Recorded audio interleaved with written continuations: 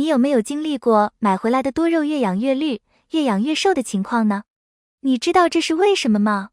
为此有没有过懊恼或者疑虑？大家好，这里是花花世界的频道。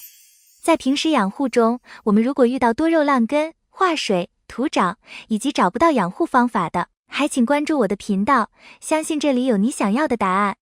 刚买回来的多肉，在家里养护几天后就不红了，主要是我们的养护环境和卖家的养护环境有几点区别。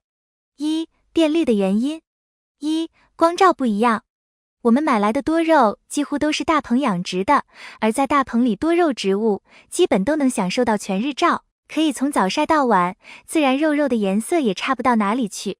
有些多肉大棚为了让多肉颜色艳丽好销售，还会用补光灯上色，白天太阳晒，晚上补光灯补，就是一颗白菜也能补出颜色来。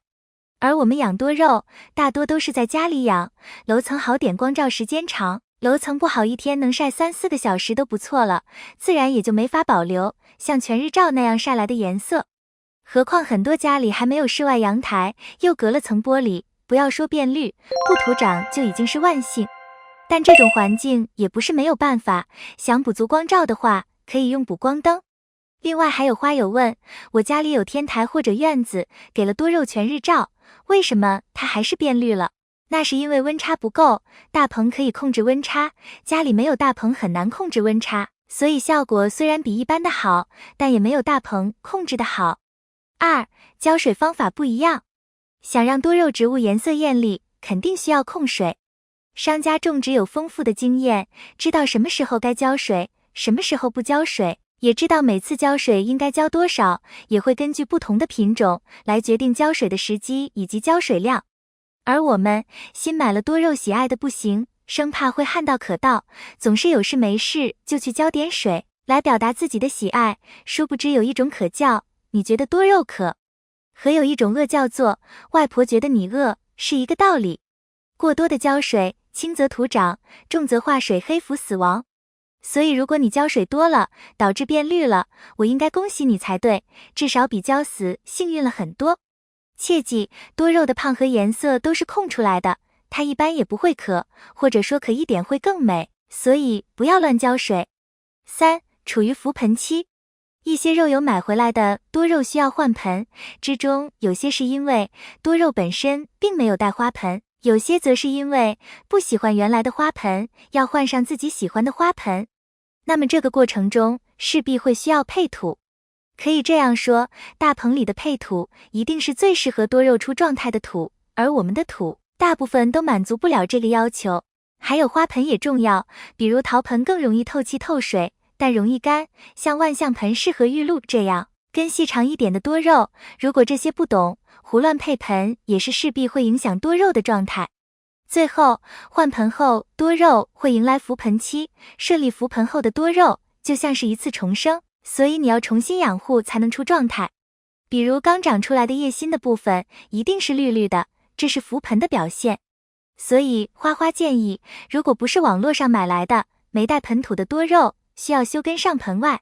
在店里面买来的，特别是新手，尽量带着原来的土直接上盆比较好。二、补救方法。一、光照。知道了新买的多肉为什么会变绿以后，我们怎么去把它养回原来的状态呢？那么先决条件就是环境，能露养的就露养，能放室外的绝不放室内，能放南阳台的就放南阳台，能开窗的就开窗晒，记住隔层玻璃光照效果大打折扣。如果这些都没有，就买个补光灯，给多肉增加光照时间，光照的时间长了，多肉的叶子中的胡萝卜素就会大量分泌，此时多肉的绿叶子就会变成红色或者是橘红色。如果说我们从网上买回家的多肉叶片已经有变绿的迹象的话，那么就要及时的放在室外，接受太阳的直射光照或者照灯。若等到完全变绿再想挽救，可就真的难了。像现在秋天这种紫外线强、大温差的环境，还要几个月时间才能出状态。二、控水。想要多肉变肥变红，不控水的话，可以说门都没有。控水直白一点说，就是让它渴一点，处于饥饿状态。这样让多肉植物减缓生长，从而就会减少叶绿素的生成，减少叶绿素的产生，就会增加花青素的显现，因此自然就更容易养出状态了。除了这个原因外，花花曾出过一期视频，专门解释为什么控水与多肉短肥圆的关系，有兴趣的可以去了解一下。3. 加大温差。多肉植物的颜色是由于低温导致它们产生花青素，温差越大，肉质产生的花青素越多，肉质的颜色就越漂亮。反之，如果缺光或温差不够，肉质不能产生足够的花青素，或干脆停止花青素的生产，肉质中的花青素逐渐减少，叶绿素开始增加，肉质自然退回绿色。这也验证了露养的多肉更容易出状态的道理。另外，大棚养殖的多肉为了让颜色艳丽，有些人还会用药物来控色，遏制叶绿素的产生，让胡萝卜素、花青素等有颜色的色素占主导地位，来达到自己想要的目的。当新买的多肉药效过了以后，就会恢复本质，叶绿素产量变多，从而变成绿色。有些多肉因为被药物破坏了细胞组织，我们买回家不但不能让颜色持久，还会掉叶子、腐烂、整株死亡等，这都是药物的后遗症。所以买多肉的时候也一定要观察仔细。